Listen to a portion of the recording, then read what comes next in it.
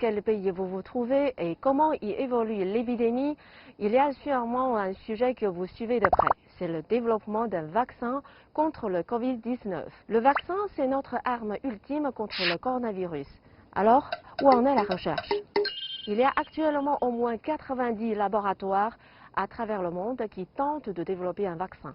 La Chine et les États-Unis sont les pays qui sont le plus en avance. Le 16 mars, la Chine a entamé l'essai clinique d'un vaccin sur 108 volontaires. Après s'être fait vacciner, les volontaires ont été placés en observation pendant 14 jours.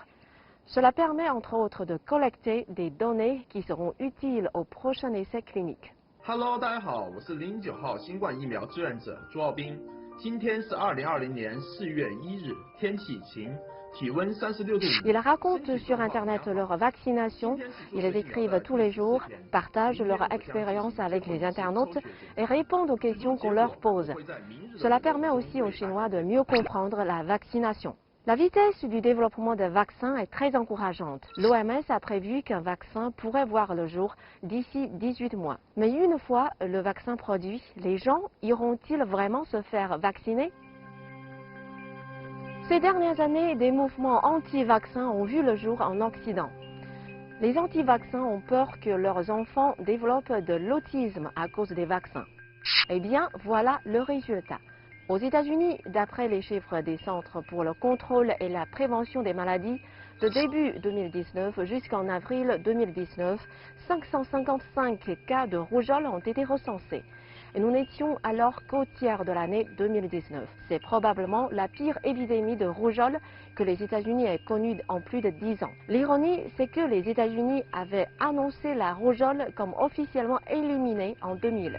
C'est vrai que dans les années 2000, les cas de rougeole étaient très rares dans le pays. Mais on ne peut pas blâmer seulement le gouvernement américain. Des pays européens et même le Japon font face à leur pire épidémie de rougeole depuis 10 ans. C'est une catastrophe humaine et les anti-vaccins en sont la cause. Refuser les vaccins tue des enfants partout dans le monde. D'après l'OMS, les vaccins permettent d'éviter entre 2 et 3 millions de morts chaque année. Mais la couverture vaccinale dans le monde stagne à 86%. Si elle augmentait encore un peu, nous pourrions encore éviter 1,5 million de morts. Les vaccins sauvent des vies, mais certaines personnes choisissent de ne pas se sauver et permettent aux maladies de se propager. La crise apportée par les anti-vaccins n'est pas loin de chez nous. Ces mouvements ont gagné l'Internet chinois et lancent des rumeurs. Et avec la méfiance générale qui règne déjà, les anti-vaccins sont comme un poisson dans l'eau. Alors, quand un vaccin pour le Covid-19 sera disponible, vous irez vous faire vacciner?